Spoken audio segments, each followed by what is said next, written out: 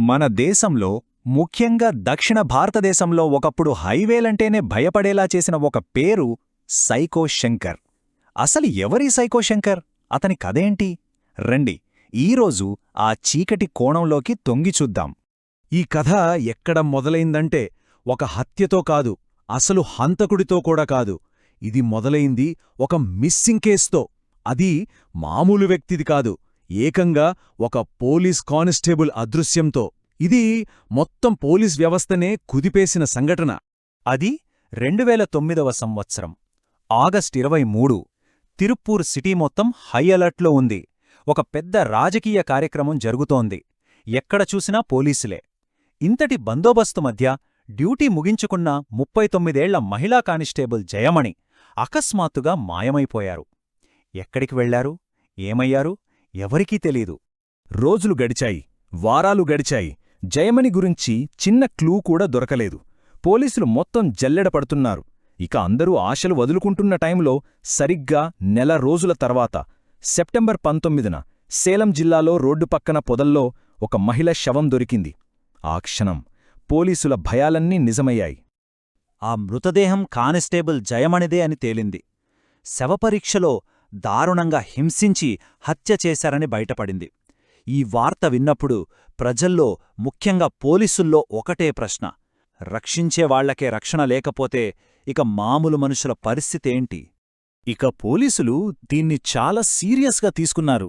ఒక special team form చేసి నెల రోజులపాటు అహోరాత్రులు కష్టపడ్డారు. చివరికి ఆ రాక్షసుడు ముసుగు తొలగించారు. అక్టోబర్ 19, 2009 పోలీసులు ఎం జయశంకర్ అనే ఒక లారీ డ్రైవర్ని అరెస్ట్ చేశారు. చూడ్డానికి చాలా సాధారణంగా ఉన్నాడు. జయమణిని ఇతనే హత్య చేశాడని చెప్పారు. అందరూ కథ ముగిసింది అనుకున్నారు. కాని వాళ్లకు తెలీదు, ఇది అసలు కథకు ఆరంభం మాత్రమే అని. జైశంకర్ అరెస్టు వార్త మీడియాలో రాగానే వేరే రాష్ట్రాల పోలీసుల్నించి ఫోన్లు రావడం మొదలయ్యాయి. వాళ్లు చెప్తున్న మిస్సింగ్ కేసులు, హత్యలు అన్నీ ఒకే పద్ధతిలో ఉన్నాయి. అప్పుడు అర్థమైంది వాళ్లకి, వీడు మామూలు హంతకుడు కాదనే. ఆ క్రూరత్వం చూసి మీడియా పోలీసులు అతనికొక పేరు పెట్టారు: సైకో శంకర్. అసలు ఎవరి జయశంకర్? 1977లో తమిళనాడులోని సేలంలో పుట్టాడు. పని లారీ డ్రైవర్, అంటే నిరంతరం హైవేల మీద ప్రయాణం. ఇంకో షాకింగ్ విషయమేంటంటే అతనికి ఏకంగా 6 భాషలు వచ్చు: తమిళం, కన్నడ, మలయాళం, తెలుగు, మరాఠీ, హిందీ అనర్ఘలంగా మాట్లాడేవాడు. సో తన లారీ డ్రైవర్ ఉద్యోగాన్ని, ఈ భాషా నైపుణ్యాన్ని వాడుకొని ఏ రాష్ట్రంలోనైనా సరే ఎవరితో అయినా కలిసిపోయి తన బాధితులను వెతుక్కునేవాడనమాట. జయశంకర్ దర్యాప్తు మొదలయ్యాక అది ఒక పండోరా పెట్టెను తెరిచినట్లయింది. ఒక్కో ఫైల్ బయటకొస్తుంటే ఒక్కో భయంకరమైన కథ వెలుగులోకి వచ్చింది. చాలా పద్ధతిగా, క్రూరంగా వేటాడే ఒక కిల్లర్ రూపం స్పష్టంగా కనిపించింది. అతని టార్గెట్ ఎవరంటే హైవేల పక్కన ఉండే ధాబాల దగ్గర ఒంటరిగా, బలహీనంగా కనిపించే మహిళలు.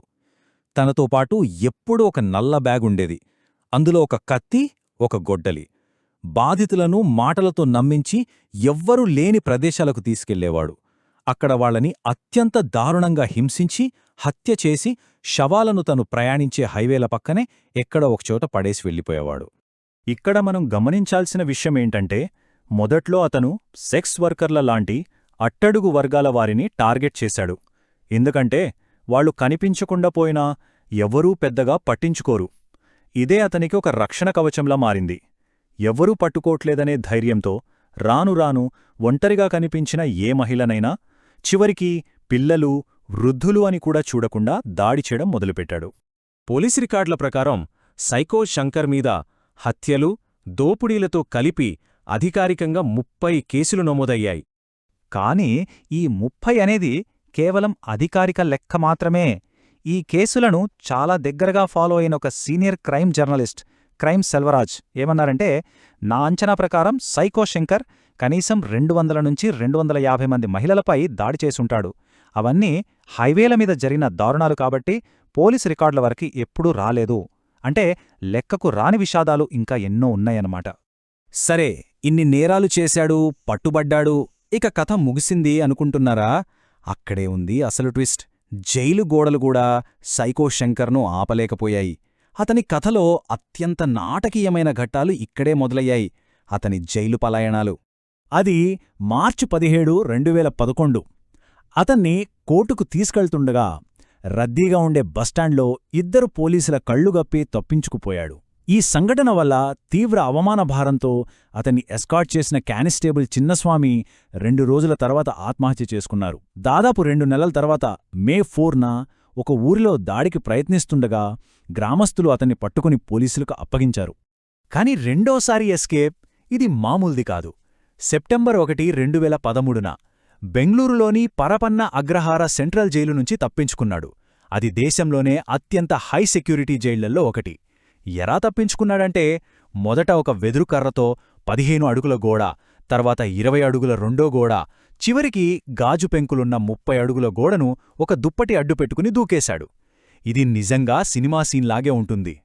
ఇక అతన్ని పట్టుకోవడానికి కర్ణాటక, తమిళనాడు పోలీసులు రంగంలోకి దిగారు. కర్ణాటక ప్రభుత్వం 5 లక్షలు, తమిళనాడు ప్రభుత్వం 10 లక్షలు, మొత్తం 15 లక్షల రూపాయల రివార్డు ప్రకటించాయి. దక్షిణ భారతదేశం మొత్తం అతడి కోసం గాలింపు చర్యలు మొదలయ్యాయి. ఎంత పెద్ద నేరస్తుడైనా సరే ఏదో ఒక తప్పు చేస్తాడు అంటారుగదా. శంకర్ విషయంలో కూడా అదే జరిగింది. అతని అహంకారమే అతన్ని పట్టించింది. తప్పించుకున్న తర్వాత శంకర్ సహాయం కోసం తన పాత జైలు స్నేహితుడికి ఫోన్ చేశాడు. ఆ కాల్ను ట్రాక్ చేసిన పోలీసులు పక్కా ప్లాన్తో అతన్ని చుట్టుముట్టారు. సెప్టెంబర్ 6న, అంటే అతను జైల్నుంచి తప్పించుకున్న 5 రోజులకే జైలుకు కేవలం 5 కిలోమీటర్ల దూరంలోనే అతన్ని మళ్లీ అరెస్ట్ చేశారు. అదే అతని చివరి అరెస్ట్. ఈసారి పోలీసులు ఎలాంటి రిస్కు తీసుకోలేదు.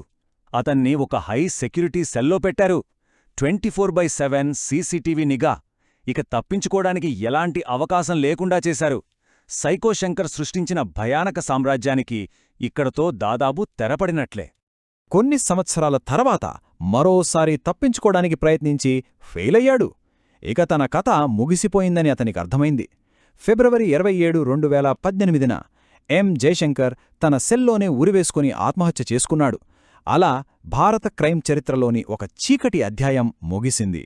తెలుసా, అతని జీవితమాధారంగా 2015లో ఒక సినిమా కూడా వచ్చింది. ఆ సినిమా టీం జైల్లో అతన్ని కలవడానికి వెళ్ళినప్పుడు అతను ఒక్కటంటే ఒక్క మాట కూడా మాట్లాడలేదట. చివరి వరకు తనలోని రాక్షసుణ్ణి బయట పెట్టకుండా ఒక మిస్టరీగానే వెళ్ళిపోయాడు. సైకో శంకర్ కథ మనందరికీ ఒక చేదు నిజాన్ని గుర్తుచేస్తుంది. రాక్షసులు ఎక్కడో ఉండరు, మన మధ్యలోనే చాలా సాధారణమైన మనుషుల్లాగే తిరుగుతూ ఉంటారు. అతని కథ మనల్ని ఆలోచింపజేసే ఒక ప్రశ్నను మిగిల్చి వెళ్ళింది. మన రోజువారీ జీవితంలో ధైర్యంగా ఉండటానికి, జాగ్రత్తగా ఉండటానికి మధ్య ఆ గీతని ఎక్కడ గీయాలి?